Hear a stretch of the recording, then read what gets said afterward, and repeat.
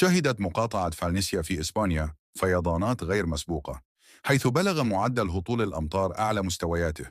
تسببت هذه الأمطار الغزيرة في دمار واسع للبنية التحتية للطرق، مما أدى إلى إغلاق أكثر من 60 طريقاً، بما في ذلك الطريقين الرئيسيين وعشرات الطرق الفرعية، وأصبحت حركة التنقل شبه متوقفة، مما زاد من صعوبة الحياة اليومية للسكان.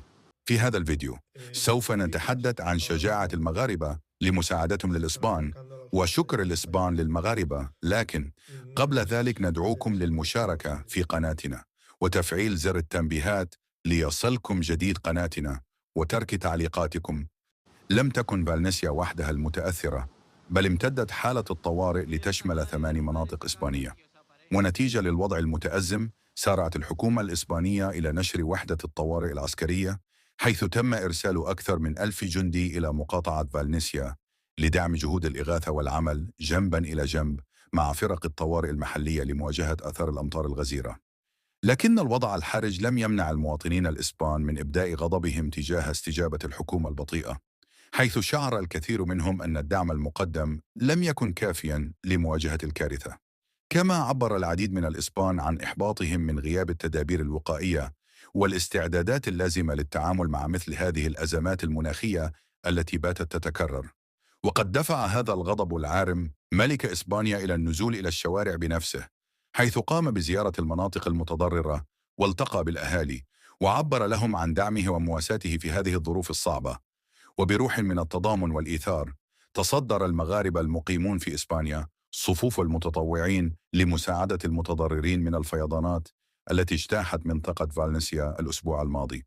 أطلق المغاربة حملة واسعة لجمع التبرعات والمواد الاستهلاكية لتقديمها للضحايا، سواء كانوا من الإسبان أو من الأجانب المقيمين في المنطقة.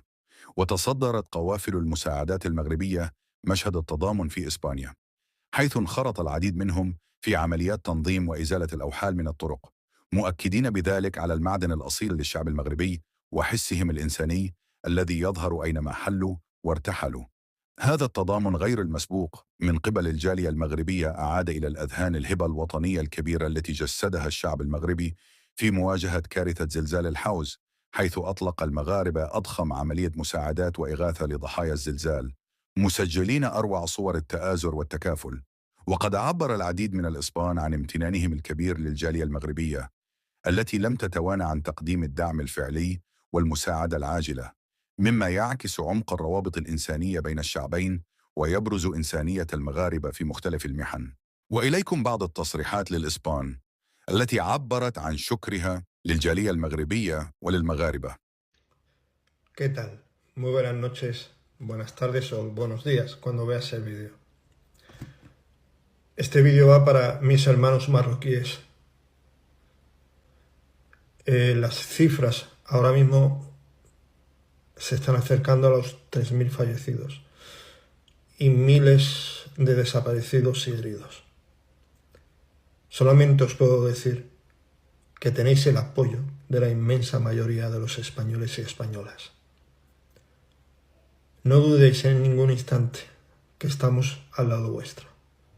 Y aunque aparezcan comentarios y aunque aparezcan expresiones que dan asco, literalmente, tanto que por defender a mis hermanos marroquíes me han suspendido el live porque dijeron que yo incitaba al odio.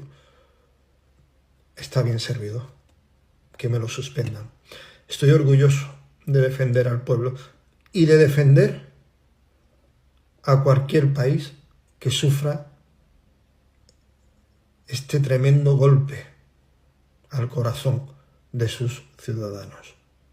En ningún momento vamos a dejar de dar apoyo a los ciudadanos, menos a un pueblo como el marroquí, que nos acoge de una manera excepcional, nos acoge maravillosamente, y que aquí en España también podemos decir que la gran mayoría de personas acogen a los hermanos marroquíes de manera excepcional. Tenéis nuestro apoyo y eso jamás, ni 2, ni 3, ni 4, ni 5, ni 100, ni 1000 podrán superar a la inmensa mayoría de españoles y españolas que os estamos dando el apoyo, enviando medicación, enviando comida, enviando ropa y enviando a los especialistas. Están entre los 5.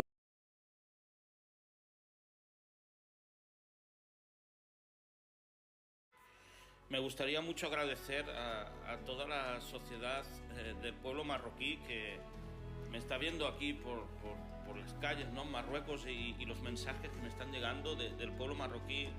Estamos con vosotros, sois nuestros hermanos, estamos con vosotros y agradecer sobre todo al pueblo marroquí que está en España, que aún, mira que los juzgan y los critican y que en estos momentos están dando la cara juntándose con esa sociedad española que ya no importa de qué color eres, ni de qué religión, ni de qué raza. Están todos unidos sacando ahí todo lo que pueden aportar, ¿no? Como personas humanas. La sociedad marroquí sabe muy bien que los españoles que hemos estado aquí en Marruecos en el terremoto y mucha gente de España os ha ayudado en el terremoto y ahora estáis devolviéndolo. Ole, ole por la sociedad marroquí y a toda mi gente de Rumanía también, que en Valencia estamos apoyando nosotros también.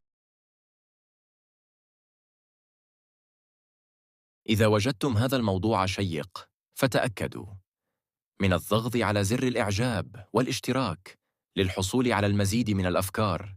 إلى اللقاء في المرة القادمة، وحافظوا على صحتكم. اللهم صل وسلم على سيدنا محمد، والسلام عليكم.